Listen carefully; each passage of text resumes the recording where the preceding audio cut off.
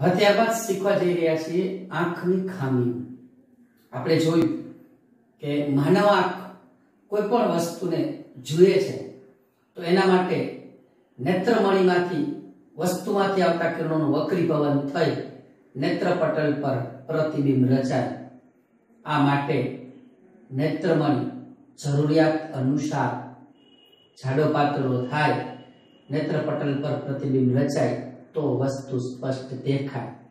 પણ હવે એવું વિચાર કે પ્રતિબિંબ નેત્રપટલ પર નથી રચાતું તો સ્પષ્ટ છે કે વસ્તુ સ્પષ્ટ દેખાતી નથી। પ્રતિબિંબ નેત્રપટલ ઉપર જ રચાવું જોઈએ અને જ્યારે વસ્તુ સ્પષ્ટ દેખાતી નથી ત્યારે એ આંખની ખામી કહેવાય। તો આપણો ત્યાર પછીનો પ્રશ્ન છે આંખની ખામીઓ એટલે શું? આંખની ખામીઓ કેવી રીતે ઉદ્ભવે છે? આંખની ખામીઓ શું છે? એ ખામીઓને આપણે કહી દઈશું વક્રીકારક ખામીઓ, પ્રત્યાવર્તન ખામીઓ। વક્રીકારક ખામી કીધું, વક્રીભવન બરાબર થતું નથી એટલે વક્રીકારક ખામીઓ કહેવાય। કેવી રીતે ઉદ્ભવે છે એ શીખવાનું। તો પહેલા આપણે જવાબ જોઈ લઈએ કે વક્રીકારક ખામીઓ એટલે શું?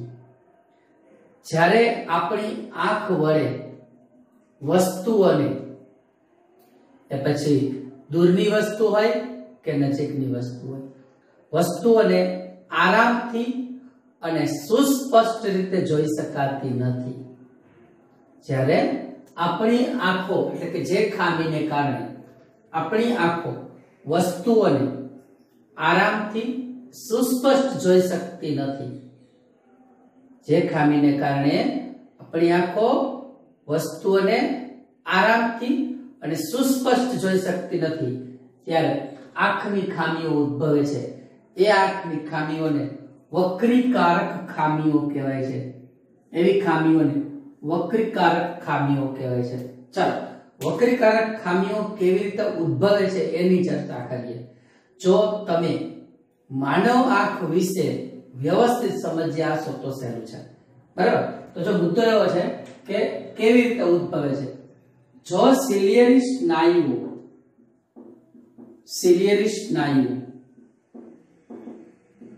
તમને ખબર છે કે આંખના લેન્સની વક્રતામાં એટલે કે જાડાઈમાં સિલિયરી સ્નાયુઓ જ ફેરફાર કરી શકે, પરંતુ જો સિલિયરી સ્નાયુ લેન્સની વક્રતામાં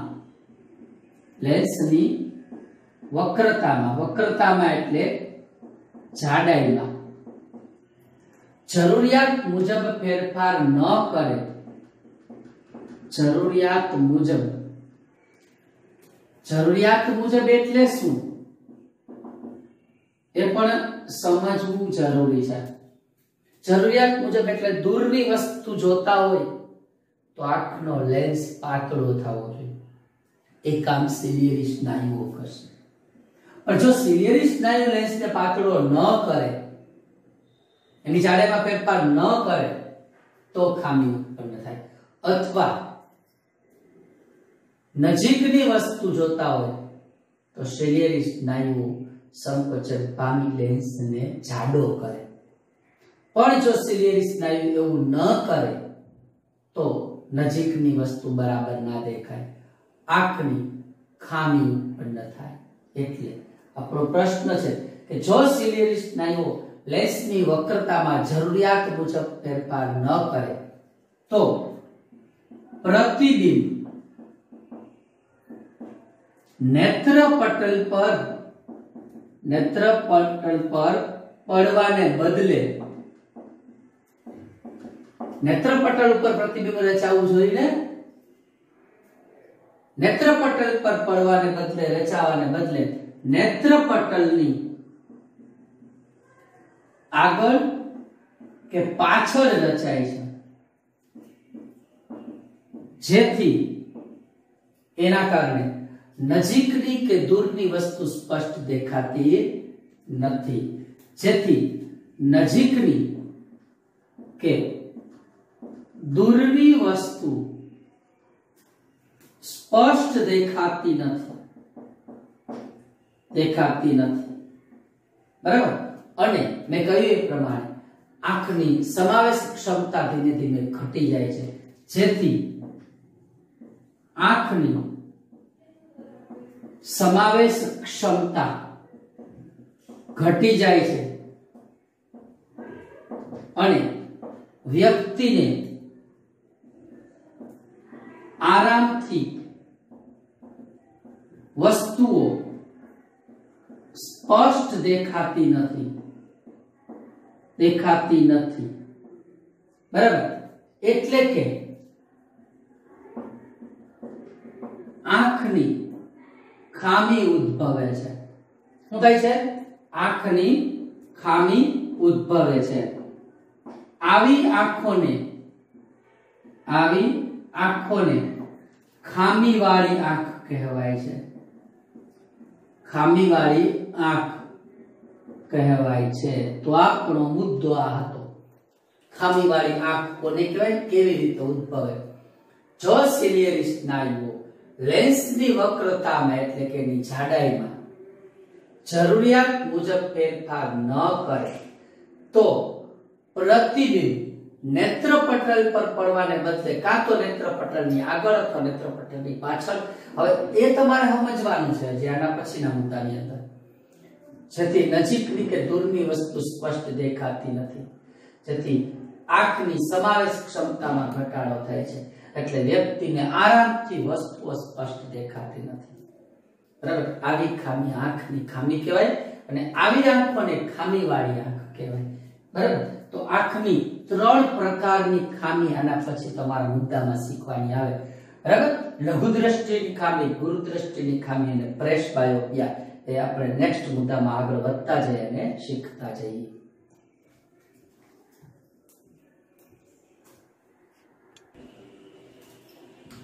એટલે દ્રષ્ટિની વક્રીકારક ખામીઓના મુખ્ય 3 પ્રકારો જણાવો।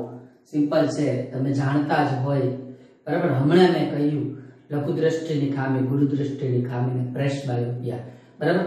ફરીથી એક વખત કહી દઉં કે આગળનો જે પ્રશ્ન હતો એનો સ્ક્રીનશોટ લઈ લો।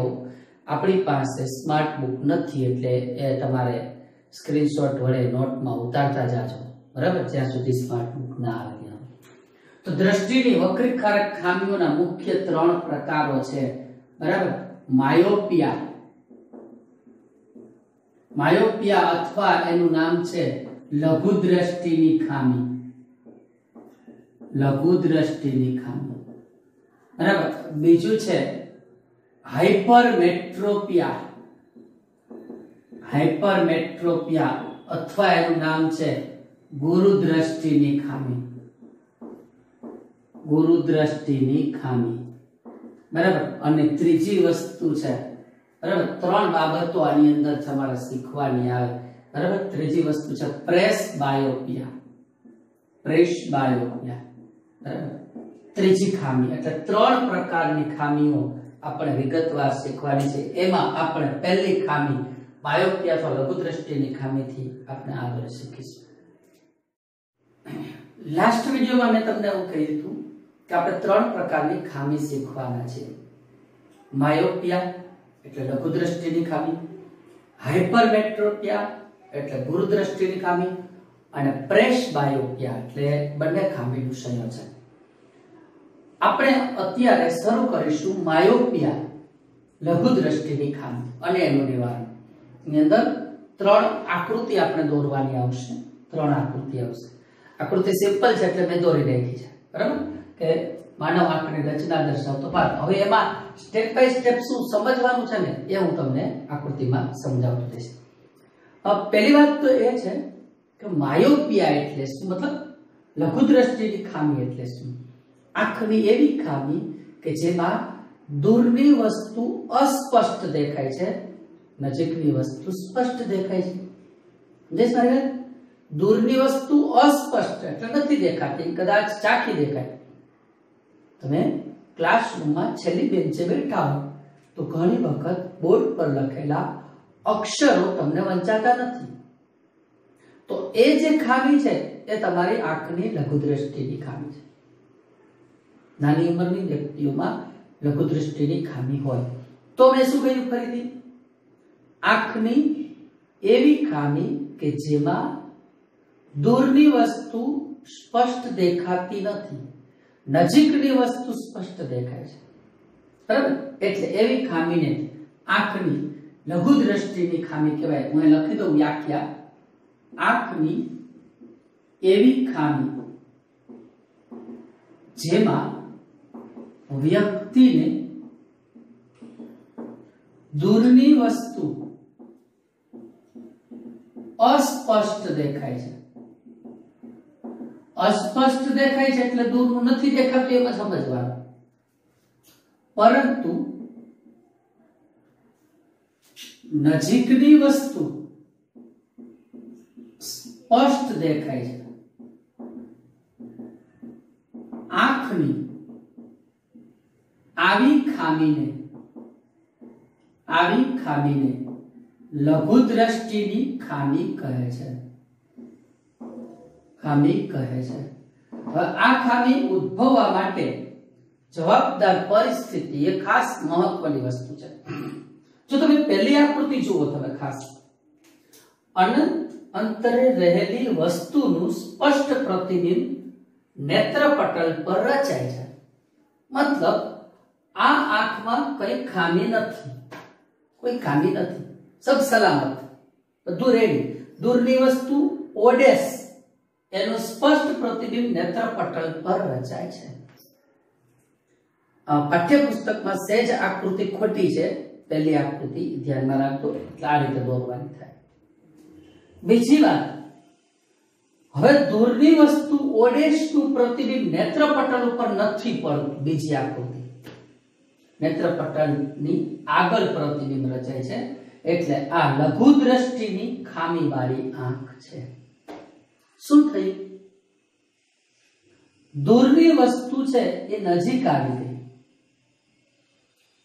બરાબર? દૂરબિંદુ અનંત અંતરેથી ખસીને નજીક આવે ને, આંખમાંથી જોતા વસ્તુ નજીક નથી એવી, બરાબર? પણ આંખની એવી ખામી છે કે એને દૂરની વસ્તુ નજીક આવતી દેખાય, એટલે એને સ્પષ્ટ દેખાતું નથી. જો હજુ વધારે વ્યવસ્થિત સમજાવું, બરાબર? એના માટે આપણે બે બાબતો લખીએ પછી સમજીએ. જો આપણી આંખનો લેન્સ એટલે કોણ? નેત્રમણિ. જરૂરિયાત અનુસાર, હજુ ખબર પડવી જોઈએ જરૂરિયાત અનુસાર એટલે શું?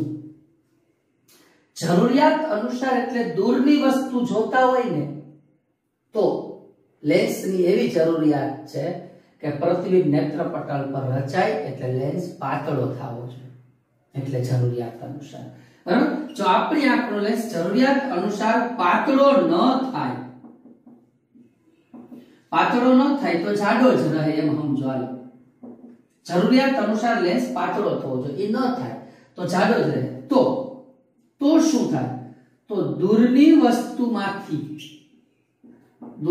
વસ્તુમાંથી આવતા પ્રકાશના કિરણો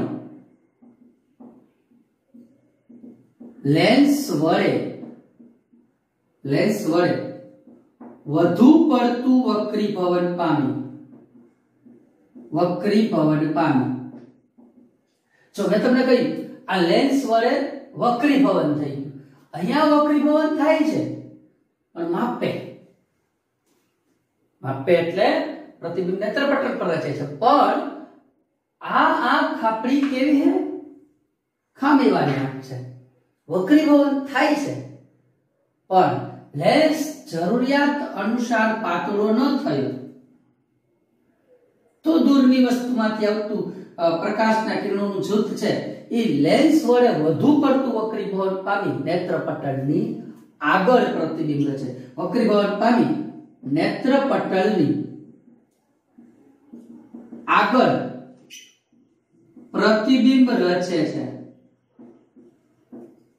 જેથી દૂરની વસ્તુ સ્પષ્ટ દેખાતી નથી. હા, આવી વ્યક્તિને નજીકની વસ્તુ સ્પષ્ટ દેખાય છે, આવી વ્યક્તિને નજીકની વસ્તુ સ્પષ્ટ દેખાય છે. શું થયું? આ દૂરબિંદુ હતું એ ખરેખર શા માટે આપણે એમ કંઈક નજીક આવી ગયું કે નેત્રમણી વડે પ્રકાશના કિરણોનું વધુ પડતું વક્રીભાવન થયું, એટલે અનંત અંતરેથી દૂરબિંદુ નજીક આવી જવાને કારણે આ વ્યક્તિને આ ખામી થઈ ગઈ. આવી વ્યક્તિને નજીકની વસ્તુ સ્પષ્ટ દેખાય છે. આંખની આવી ખામીને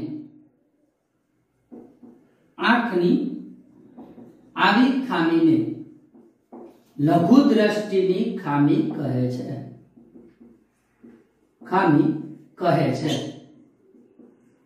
બરાબર? એટલે લઘુ દ્રષ્ટિની ખામી એટલે શું એની પણ બે રીતે વ્યાખ્યા આપી. આંખની એવી ખામી કે જેમાં વ્યક્તિને દૂરની વસ્તુ અસ્પષ્ટ દેખાય છે, નજીકની વસ્તુ સ્પષ્ટ દેખાય છે.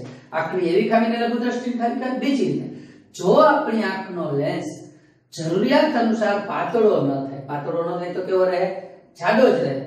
તો દૂરની વસ્તુમાંથી આવતા પ્રકાશના કિરણો લેન્સ વડે વધુ પડતું વક્રીભવન પામી નેત્રપટલની આગળ પ્રતિબિંબ રચે છે, એટલે દૂરની વસ્તુ સ્પષ્ટ દેખાતી નથી.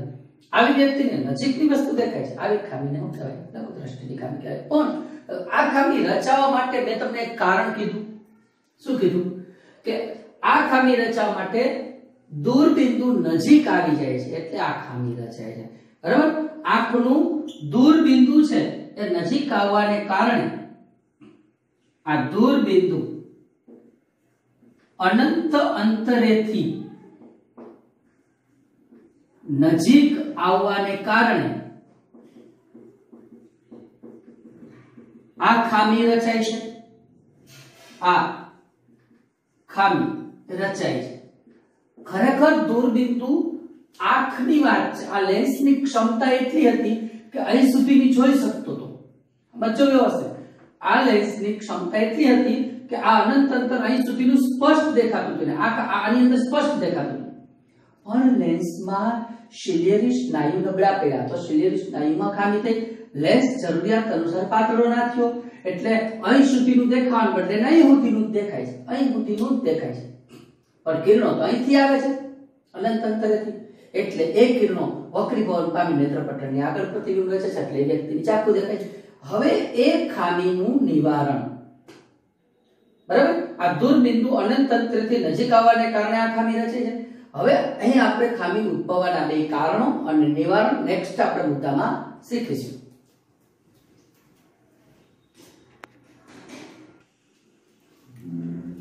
એટલે તમને હવે કીધું છે કે આ ખામી ઉદ્ભવવાના બે કારણો છે.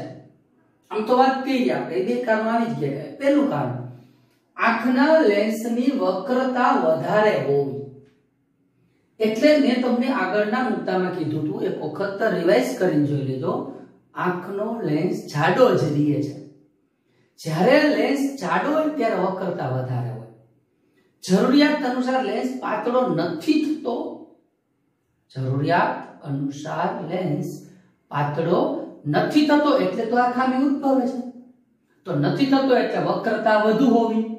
આંખના લેન્સની વક્રતા વધુ હોય, અને જે લેન્સ જાડો હોય, બરાબર, એની કેન્દ્ર લંબાઈ ઓછી હોય, એટલે અહીંયા કેન્દ્ર લંબાઈ ઘટવી. આંખના લેન્સની વક્રતા વધારે હોવી અથવા તો કેન્દ્ર લંબાઈ ઘટવી, બંને પરિબળો જવાબદાર છે આ ખામી ઉદ્ભવવા માટે. બરાબર? આના બદલે એમ પણ કહી શકાય કે આંખનો લેન્સ જાડો રહેવો, પાતળો ન થવો, વક્રતા વધારે હોવી, કેન્દ્ર લંબાઈ ઘટવી. હવે બીજું કારણ છે ઉદ્ભવવાનું, બીજું કારણ, આંખનો ડોરો લાંબો થવો. હવે આંખનો ડોરો છે ને, એનું પરિમાણ તમારા અગાઉ આવી ગયું છે, તમે યાદ કરી શકો છો. હું થોડી વાર રાહ જોઉં છું. આંખના ડોરાનું પરિમાણ, એનો વ્યાસ કેટલો છે? વિચાર. તો તમારા અગાઉ આવી ગયું છે 2.3 સેન્ટીમીટર. હવે તમને એ અત્યારે સમજાવી દઉં કે આંખના ડોરાનું પરિમાણ છે એ નેત્રપટલથી લેન્સ વચ્ચેના અંતર જેટલું હોય. આંખના ડોરાનું જેટલું પરિમાણ 2.3 સેન્ટીમીટર હોય ને, એ હંમેશા યાદ રાખજો નેત્રપટલથી લેન્સ વચ્ચેના અંતર જેટલું હોય, એ પરિમાણ બે વચ્ચેના અંતર જેટલું હોવું જોઈએ, જનરલી હોય.